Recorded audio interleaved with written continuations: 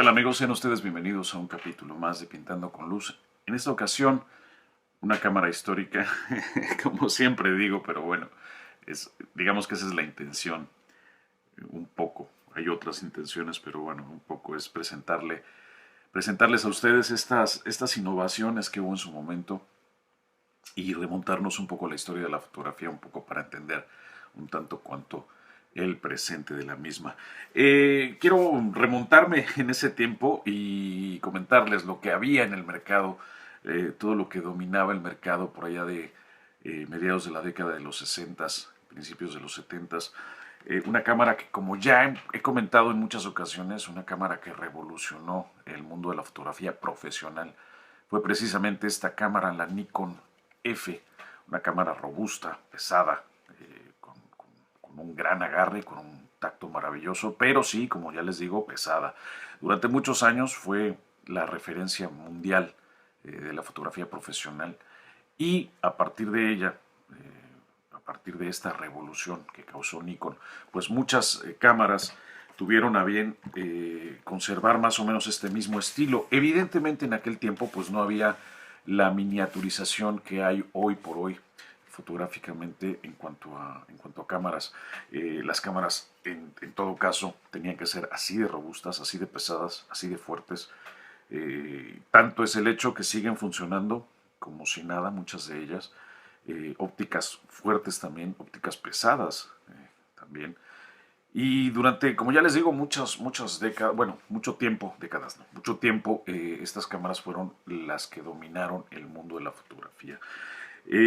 Mientras tanto, mientras estas cámaras eran diseñadas por los fabricantes en este sentido, Olympus, una marca de cámaras también, pues hacía equipo, sobre todo de formato 6x6, o sea, medio formato, carretes de 120. Era lo que hacía Olympus en aquel tiempo. Sus cámaras de 35 milímetros no eran reflex hasta antes del 71.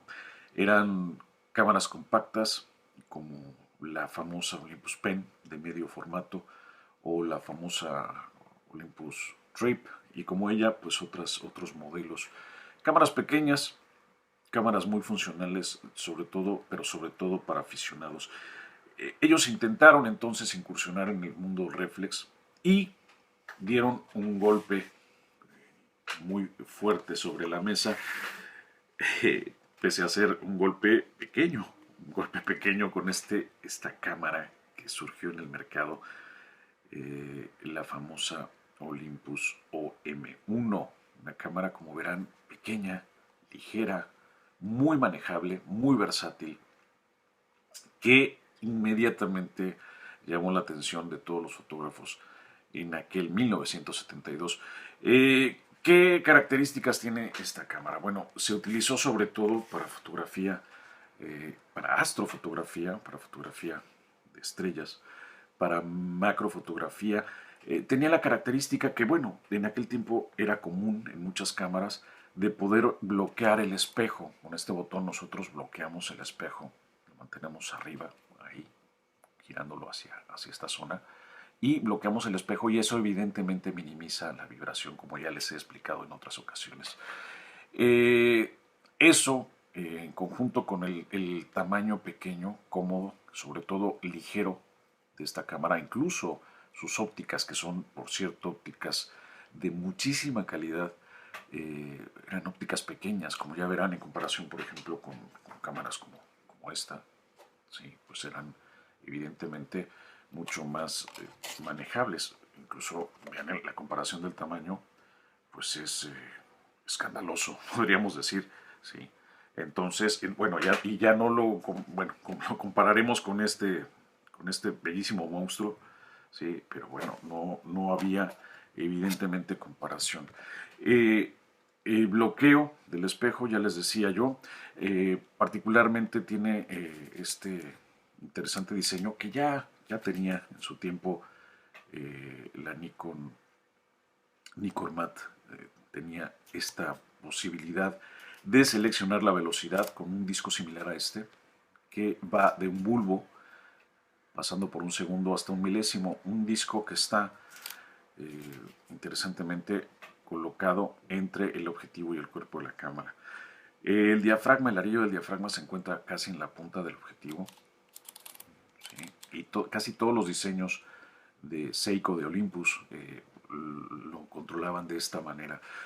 Tiene el mismo objetivo, tiene un botón para previsualizar la profundidad de campo que se encuentra aquí. A veces es un poco molesto en combinación con el selector, pero bueno, el selector de velocidades, pero bueno, está aquí esta opción de mirar la profundidad de campo. Para extraer el objetivo tiene directamente el botón de liberación del mismo. Sí, no está en el cuerpo, está en el mismo objetivo. Tiene también aquí a un lado una entrada para cable, para flash, que puede sincronizarse con bulbos incandescentes o con flash electrónico. El selector está aquí mismo y la X es para electrónico y el FP para bulbos incandescentes. Una cámara que funcionaba o funciona en todas sus velocidades de manera mecánica, que no requiere pilas para funcionar. Las pilas van aquí abajo en este botón precisamente, pilas que ya no se utilizan de 1.35 volts de mercurio, que están obsoletas pero que se pueden sustituir.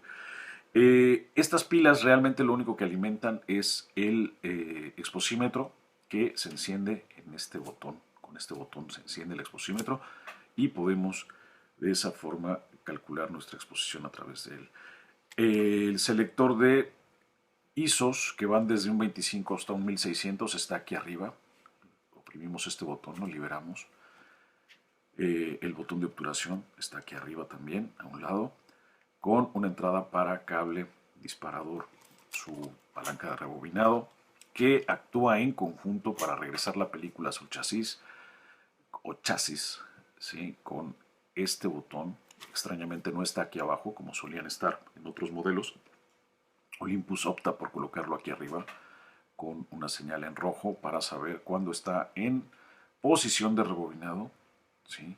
Y de esa forma, al terminar la película, pues rebobinamos manualmente la misma. Con este mismo botón o con esta misma palanca, quiero decir, se tira de ella y podemos abrir la compuerta de nuestra cámara.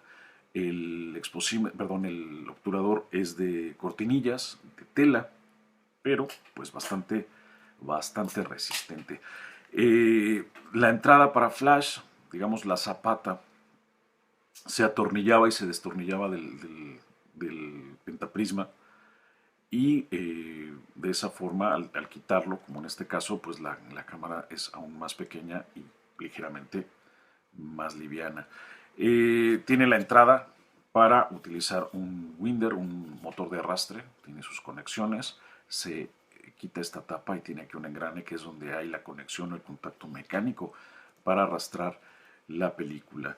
De este lado tenemos nuestro botón, nuestra palanca de tiempo, el timer, el autodisparo, y de esa forma, con esta gama de posibilidades que tiene esta cámara, una cámara muy completa, pero pues muy ligera y muy pequeña, pues evidentemente Olympus pues se sacó de la manga este gran modelo que hoy por hoy sigue siendo muy cotizado, es mucho más caro que otras cámaras.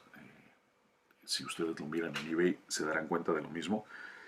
Y bueno, a raíz de esta cámara de 1972, pues Olympus cuando va modificando sus modelos y va avanzando en los mismos, pues sigue manteniendo el mismo tamaño, las mismas proporciones que le hicieron famosas, obviamente, a sus cámaras, pues lo mantuvo durante mucho tiempo. Otras cámaras, al entender que la revolución iba en ese sentido, pues también hicieron lo propio. En este caso, por ejemplo, la FG, que en tamaño pues es prácticamente el mismo, ¿sí? Es la respuesta de Nikon a esta revolución, que bueno, en realidad fue posterior, pero bueno, evidentemente la tendencia fue por ahí un poco durante un tiempo. De todas formas, todos los demás fabricantes llegaron a un punto intermedio hubieron cámaras posteriores donde más o menos se estabilizó la cuestión hasta finales de los 70s, entrado los 80s, pues las cámaras más bien estuvieron en un punto intermedio de tamaño, ¿sí? Un poquito más grandes, con un mejor agarre. Sí, y este fue el punto donde más o menos se quedaron tiempo después las cámaras. Luego vinieron evidentemente los plásticos, los motores de arrastre integrados, los autofocus y todo aquello. Y entonces digamos que este estilo dio un vuelco muy diferente, pero eso fue mucho más adelante. Hoy por hoy nos quedamos precisamente con esta cámara para todos ustedes, esta bellísima Olympus OM1 que he traído para ustedes con mucho afecto. Y con esto nos despedimos. Muchísimas gracias y hasta la próxima.